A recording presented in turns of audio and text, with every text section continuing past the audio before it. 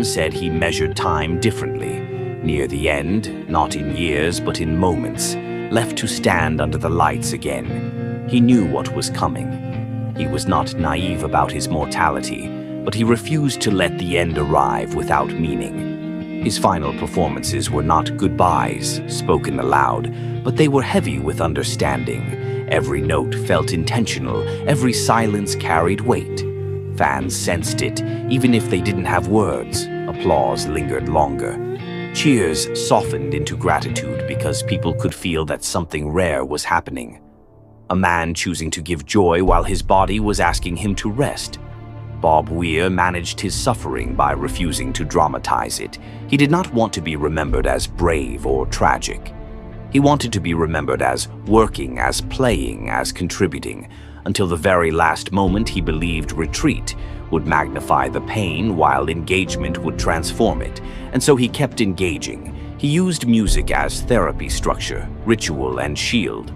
When fear surfaced, he rehearsed when fatigue overwhelmed him. He simplified when pain arrived. He leaned on the community he had spent a lifetime building. Entertaining others was not distraction, it was survival, a way to metabolize fear into sound and isolation into communion. And when the end finally came, those closest to him understood that he had already given everything. There was no unfinished business, no unplayed note left inside him.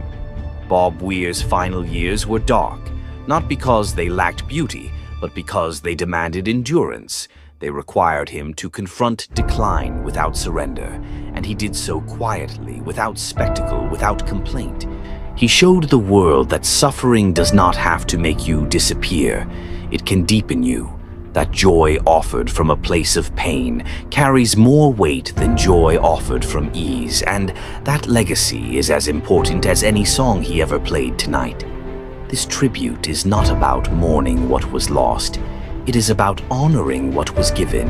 A man who stood in pain and still chose connection, who faced the end and still chose to entertain, who turned suffering into service and left the stage only when there was nothing left to give. Bob Weir did not let the darkness silence him.